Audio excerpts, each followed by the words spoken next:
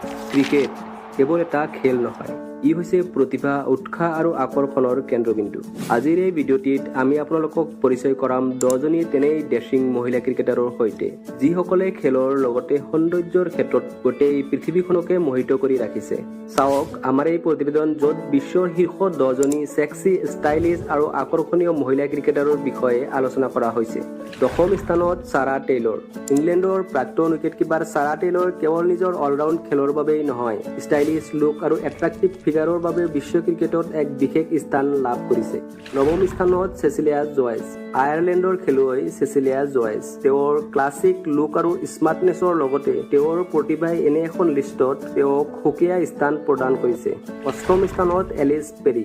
অষ্ট্ৰেলিয়াৰ allrounder Alice পেৰী হৈছে বাছল সৌন্দৰ্য আৰু ক্ৰীড়া দৃষ্টিভংগীৰ এক উজ্জ্বল উদাহৰণ। তেওঁ ফুটবলো খেলে, ক্ৰিকেটতো তেওঁ এক পৰিপূৰ্ণ স্পৰ্টছ আইকন। 7ম স্থানত কাইনাত ইমতিয়াজ। পাকিস্তানৰ কাইনাত ইমতিয়াজ এক এলিজেণ্ট বলাৰ। তেওঁৰ গ্ৰেছফুল লুক আৰু ষ্টাইলে পাকিস্তানৰ মহিলা ক্ৰিকেটৰ ফেশ্বন আইকনত পৰিণত কৰিছে।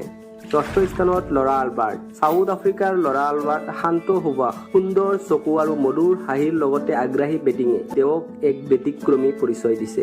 5ম স্থানত ডেনবাৰ নিকাৰ্ক। চাউথ আফ্ৰিকাৰ প্ৰাক্তন অধিনায়িকা ডেনবাৰ নিকাৰ্ক। তেওঁৰ কাণ্ডদক্ষতা, সাহসিকতা আৰু অফুৰন্ত সৌন্দৰ্যৰ গৰাকী। তেওঁ হৈছে চাউথ আফ্ৰিকাৰ ইউথ আইকন। 4ৰ্থ স্থানত হলি ফাৰ্লিং। অষ্ট্ৰেলিয়াৰ তীব্ৰগতিৰ বলাৰ হলি ফাৰ্লিং। তেওঁ ক্ৰিকেটৰ বাহিৰে মডেলিঙতো আগ্ৰহী। সৌন্দৰ্য চৰ্চা আৰু খেল দুয়োতে তেওঁৰ উজ্জ্বলতা সমান। 3য় স্থানত মিতালী ৰাজ। ভাৰতীয় মহিলা ক্ৰিকেটৰ মুখ মিতালী ৰাজ। ক্লাছ, সৌন্দৰ্য আৰু গৰিমাৰে পৰিপূৰ্ণ। মিতালীৰ ক্ৰিকেট দৃষ্টিভংগী হৈছে ভাৰতীয়ৰ বাবে ইনস্পিৰেশ্যন। 2য় স্থানত স্মৃতি মান্দানা। ভাৰতৰ 1 নম্বৰৰ অপেনাৰ স্মৃতি মান্দানা। তেওঁৰ মিঠা হাঁহি, নম্ৰতাৰ লগতে শক্তিশালী বেটিঙে তেওঁক আজিৰ দিনত বিশ্বৰ এক সুন্দৰতম ক্ৰিকেটাৰত পৰিণত কৰিছে। 1ম স্থানত মেগলেনিন। অষ্ট্ৰেলিয়াৰ অধিনায়ক মেগলেনিন। সৌন্দৰ্য, আত্মবিশ্বাস আৰু গেম চেঞ্জৰ এক নিখুঁত সংমিশ্ৰণ। তেওঁ হৈছে সঁচাকৈয়ে মহিলা ক্ৰিকেটৰ কুইন। এইকেইজনী ক্ৰিকেটাৰে প্ৰমাণ কৰিলে যে সৌন্দৰ্য আৰু প্ৰতিভা একেলগেই বহি থাকিব পাৰে।